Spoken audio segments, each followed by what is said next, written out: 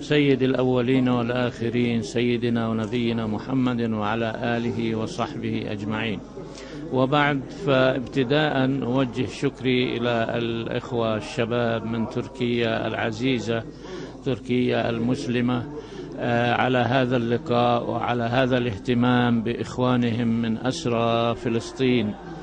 والحقيقة أقول لكم يا إخوة ولكل المشاهدين الذين يصل إليهم صوتنا بأن إخوانكم من الأسرى يواجهون حملة، إذا صح التعبير، حملة إبادة من هذا العدو الصهيوني المجرم الذي لا يحترم الإنسان ولا يحترم حقوق الإنسان ولا يحترم حتى أبسط الحقوق التي تراعى للبشر.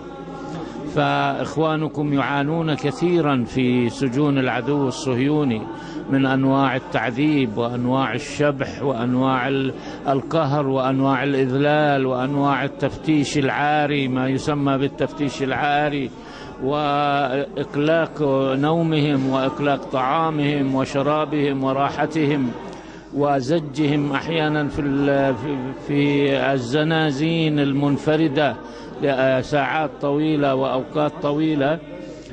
كل هذا أيها الإخوة ليضعف من عزيمة الشعب الفلسطيني المسلم ويضعف من مقاومته، وحتى يوصل هذا الشعب إلى فترة اليأس والإحباط، وأن يتنازلوا كما تنازل بعض الناس عن فلسطين. وهذا لن يكون، لأن الحمد لله الإرادة المسلمة والعزيمة قوية وثابتة، ولن تتزعزع ولن يتخلى إخوانكم بأي حال من الأحوال عن ثوابتهم من قضية فلسطين ومن مواجهة هذا العدو الصهيوني المجرم.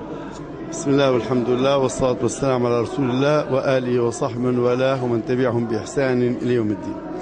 يقول الله سبحانه وتعالى: ويطعمون الطعام على حبه مسكينا ويتيما وأسيرا. والنبي عليه الصلاة والسلام يأمرنا بفك العاني، قال فك العاني يعني أطلقوا الأسير. وفي الفقه الإسلامي لو استنفذت الدولة الإسلامية كل طاقاتها وكل إمكاناتها وجب عليها أن تطلق سراح أسرى المسلمين. من هنا نقول إن أسرى فلسطين في داخل فلسطين بين يدي العدو الصهيوني هي قضية الأمة التي يجب أن تستنفر لها كل الطاقات. كيف لا؟ وهؤلاء الأسرى هم خلاصة الجهاد في شعب فلسطين، هم القادة، هم من أطلقوا هذه الثورة، هم من رفعوا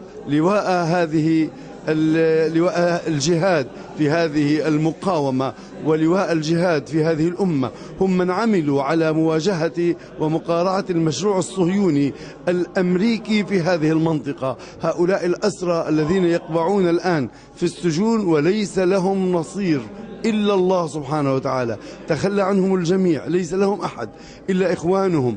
نحن نحيي كتائب المقاومة التي عملت على إطلاق مجموعة منهم بأسر الجندي شاليط، ونؤكد على هذه المقاومة أنه واجب عليها أن تعمل على أسر جنود حتى تخرج هؤلاء الأسرى. والآن نرى إخواننا الأسرى يتساقطون الواحد تلو الآخر، وبدأوا يقومون بمعارك وإبداعات عجيبة لم تشهدها الناس سابقا، معارك بأمعائهم الخاوية يواجهون العدو الصهيوني، يحرجونه ويحشرونه في الزاوية. الآلاف من الأسرى الفلسطينيين، فيهم الأطفال، فيهم النساء، فيهم العلماء، فيهم القادة، قادة هذه الأمة، لا يجدون أحد، ليس لهم نصير إلا الله سبحانه وتعالى وشرفاء هذه الأمة. واجب على الأمة جمعاء أن تعمل على نصرة هؤلاء، كل على حسب إمكاناته، كل من موقعه وكل من مكانه بما يستطيع وبما يملك من قوة. نسأل الله سبحانه وتعالى أن يفك أسر المأسورين ويحسن خلاص المسجونين، وأن يردهم إلى أهلهم سالمين غانمين. الحمد لله والصلاة والسلام على رسول الله. أولا أحيي أهلنا وإخواننا في ديار بني بكر، وأسأل الله عز وجل أن يكون لهم النصيب الأكبر في تحرير الأقصى. وأحد المواضيع المهمة جدا في فلسطين الآن هو موضوع الأسرى والذين يجاهدون بأجسادهم العارية وبطونهم الخاوية الجائعة، يجاهدون ضد العدو الصهيوني.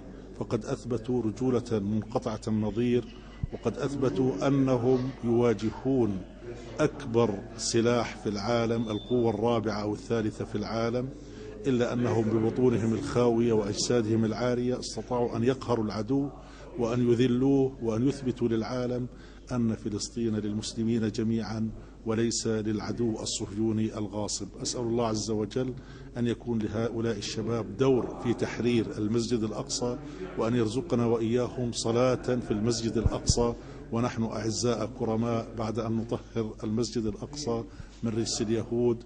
وصلى الله وبارك على نبينا محمد وعلى آله وصحبه وسلم.